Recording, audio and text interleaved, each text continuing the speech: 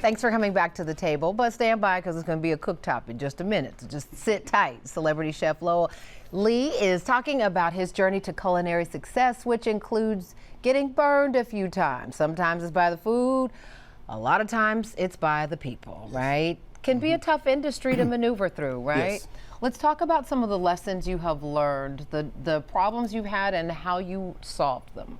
Got it. So one of the biggest problems we've had just being in food service and hospitality is the people, the staff, the employees. You know, everybody has great intentions, and then sometimes it just can't live up to the expectation of like what we're trying to do as a company. Yeah. So we have some discord there. We've had issues with employee theft. I even had one gentleman steal my whole identity and bought a whole car with my identity. What? Yeah. I've had employees like... Because the person have access to your Yeah, just to the computer. Wow. Yeah, and then that's when I learned, you know, this is back in 2013, 2014, so it was a different time period then. Yeah. You know, it wasn't so hypersensitive with security and stuff. It was still there, but not like it is now. Like, right. You know, now I can kind of cipher things off a little bit different. So, but like just employees have been one of our biggest challenges, just with the consistency, showing up, you know, bringing their family drama into work. You know, it's still a professional work environment. Yes, we're cooking. Yes, it's loud. But, you know, we have some really, really strong rules in my kitchen. Like, we don't yell at all.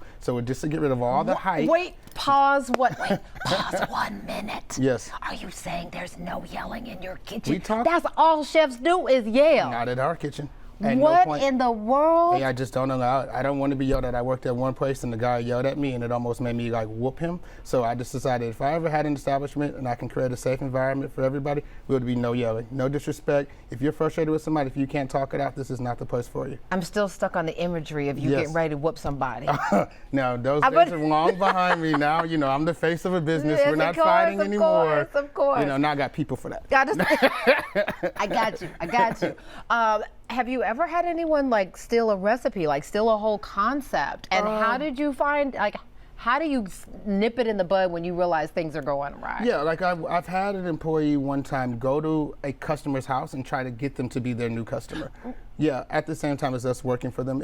I've seen some of the very most interesting things. There are some very bold people in the city of Atlanta when it comes to employees. But one thing I have learned is I've worked with a lot of great people. So they're not all bad. Of you know, course. right now I have a strong team and we're working hard. No, we're not perfect. Do we always get along? Do we have bad days? Yes. But right now with me changing the attitude of like trying to find people and rewarding people with money, I learned that's not the answer for everything. I learned that some people just need more time with their family. Some people just need to make sure when they need a mental break, they can have that. You know, making sure that they get to have a holiday with their family. Because we're in food service, people eat 365 days a year. That's it. So, you know, That's it. I can't give you Thanksgiving, Christmas off. We tell you that when we hire you. So if we can make sure you're at Christmas dinner by 4 o'clock, that's something I can control. Wow. So little things like that mean a lot to people, especially people who've been in the industry for a very long time and they've missed their kids' birthday. So in my company, everybody gets their kids' birthdays off until they turn 16. Oh my goodness. Yes, either the birthday party day or the actual day of the kid's birthday. So they can do cupcakes. What a great concept. It sounds like you have learned a lot of lessons Yes. as a business owner that I think are some real good teachable moments Yes. here. And you've got a lot of different things going on, a lot of entities. As you tell us more about the entities. Yeah, so like we run about 3 different businesses at one time out of one kitchen. So we have a school lunch program where we partner with another company that like they're a broker. So they have a website, we make the food, and then they come and pick it and drop it off to the schools. So that's one thing that we do. So how lucky are the kids who get to eat this every day for lunch? Yeah, that is amazing. Yeah, so like this morning we did 600 meals. So we do about 600 meals every Tuesday, Wednesday, and Thursday. So that's one business model. Then we have our meal prep business, which has been my bread and butter. This is how I started the whole career. Is a couple people wanted me to cook for them. Yeah. And that's how it all started. And I just been doing kind of the gourmet. Trust me, I'm sitting there thinking about it myself as I'm looking at the pictures. Yeah. So how big is your staff? Right now we have 8 full-time people. Wow, Yeah. that's still a lot of work. It's a lot. Yeah, it's not the most I've ever had, but this is the strongest team I've ever had. How do you balance? Like, do you take vacations? How do you make time to separate? So that's and been a decompress? huge challenge for me, especially the last 2 years.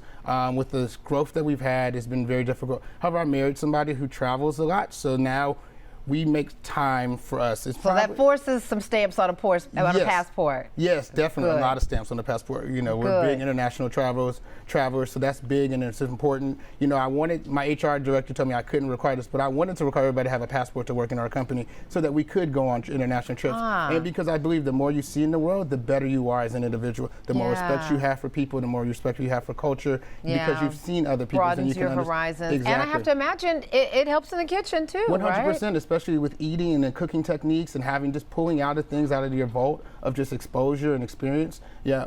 So traveling does it, just because you'll see things, you'll be like, dang, I think I can make that. But then you make it a twist because we may not have all the ingredients here. Right. And then now you have a whole thing that people think you're made is super crazy. Oh, this is so good. I really bit it off a guy in Chile or something like that. You know, but, I love it. But it is what it is, you know, because it's my thing because we made the little twist to it. Fantastic. Speaking of a little twist to it, coming up, we've got salmon, we've got snapper, we've got sweet potatoes, confetti, black beans. Chef Lowell is firing things up on the cooktop when we return. Thank you so much for watching. I really appreciate it, and I really want to thank you for season 3 of Portia. It's because of loyal viewers like you that we keep getting to share this daily dose of positivity all across the country. So just a reminder, I still need you to like, comment, and subscribe, and go ahead and tell your friends. You can catch us now in Orlando, in San Francisco, in Atlanta, and all across the country on Fox Soul. Tell your friends. We'll see you soon on Portia.